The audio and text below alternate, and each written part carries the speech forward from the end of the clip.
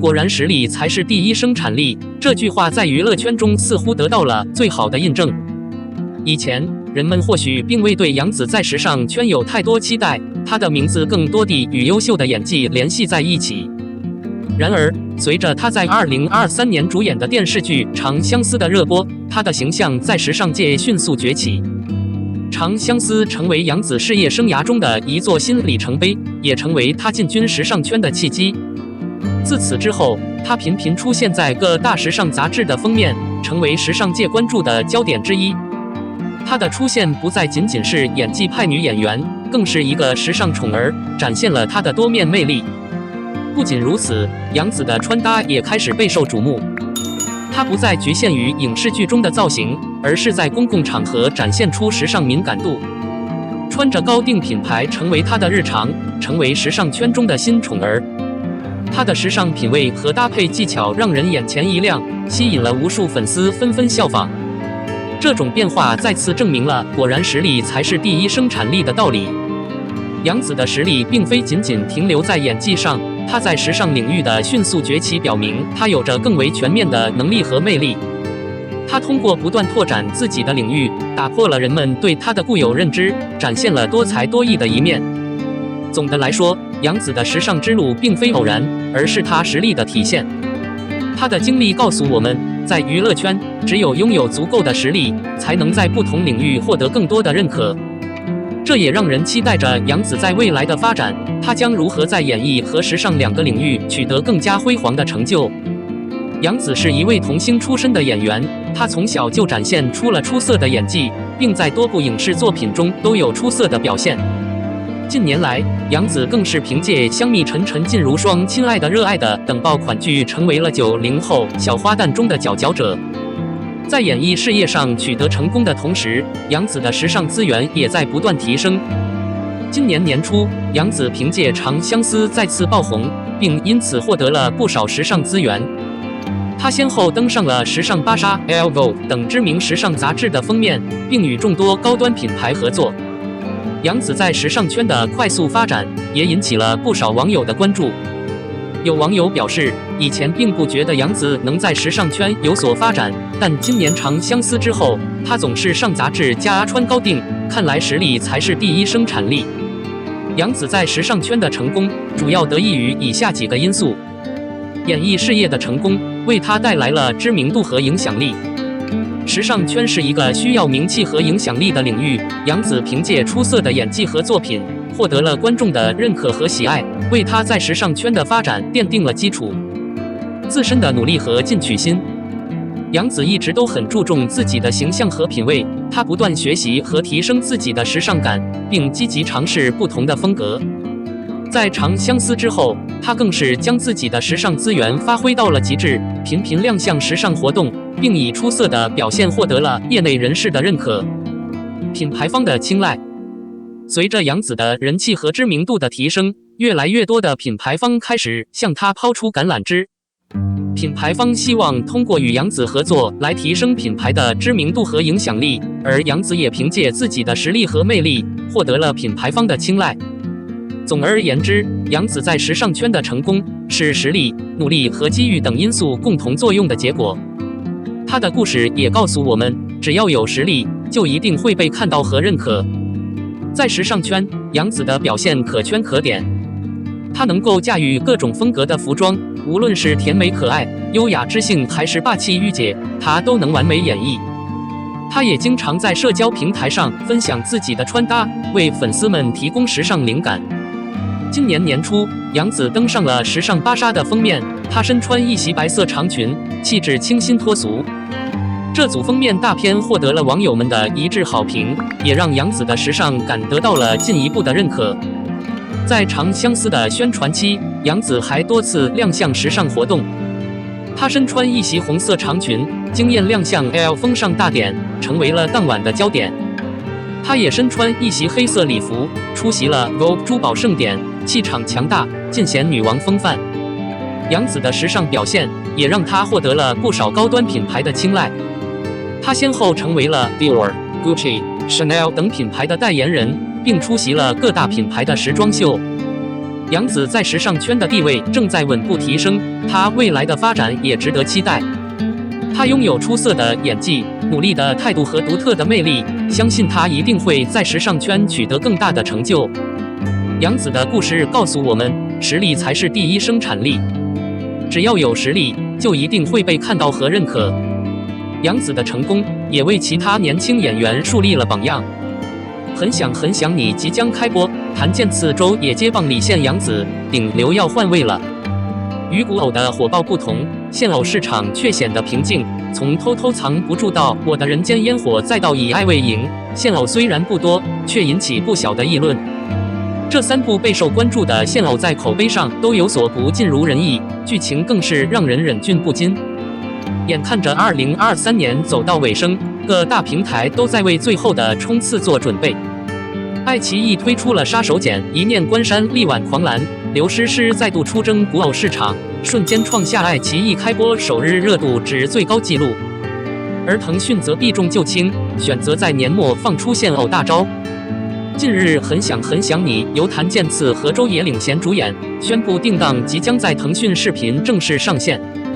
故事嘛，很想你讲述的是一个热爱作曲的电视编导，保研大学生顾生，一直默默坚持创作，最大的心愿是能与知名配音演员莫倾城合作。命运的安排让2人的故事发生了契机，感情的纠葛也正式开启，2人相知相爱，成为了一对恩爱的情侣。演员方面，女主角由95后新星周也扮演，她以《少年的你》和《山河令》等作品崭露头角，被誉为95后中的佼佼者。而男主角莫倾城则由近2年事业飙升的谭健次出演，他以《猎罪图鉴》和《长相思》等热播剧赢得观众认可。这对强联手的搭配可真是相得益彰，外在形象气质也十分搭调。谭健次的莫倾城温润如玉，而周也饰演的顾生则充满活力，2人的 CP 感十足，吸引眼球。而很想你与今年其他现偶不同之处在于，故事更为新颖，男女主角职业设定更具创意。近年来，配音圈一直风头正劲，却迟迟没有相关影视剧问世，很想你就在这个背景下发生，让人期待能通过这部剧一窥配音圈的幕后故事。更有趣的是，很想你是根据热门 IP 改编而成。原著小说《很想你》的作者墨宝非宝在言情小说领域可谓是一位大神，其多部作品都曾被改编成影视剧，比如《亲爱的热爱的》和《周生如故》等。回溯4年前，《亲爱的热爱的》一经播出便引发广泛关注，成为2019年夏天的爆款。杨紫和李现凭借该剧成功稳固了90后的地位，李现更是一跃成为当红顶流男演员。时至今日，数不胜数的现偶题材作品横空出世，却始终无法超越《亲爱的热爱的》的辉煌成绩。4年后，主演们再度携手，墨宝非宝的另一力作也即将与观众见面。在制作过程中，很想你剧组对原著尊重有加。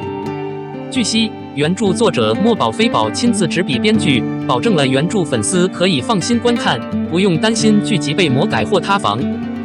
墨宝非宝创造的男女主角通常都有着独特的职业设定，为剧集增色不少。在很想你中，观众不仅能欣赏到现偶剧情，还能窥见戏中戏的精彩，也就是男女主角穿越古装演绎的故事中的故事。2位主演的古装形象更是备受认可。很想你片方在制作过程中一丝不苟，对戏中戏的服化道处理细致入微，确保了影视剧的高质感。从剧照中可以看出，周也和谭健次的古装形象充满魅力。除了2位主演的搭配引人期待，很想你中还有一个令人惊喜的存在，那就是男2号的侯文元。今年夏天《封神》第1部《朝歌风云》掀起轰动，侯文元等演员也纷纷脱颖而出，而他将在很想你中饰演周正一角。此刻一念关山正热播中，而以爱为营和宁安如梦等作品已完结或迎来大结局。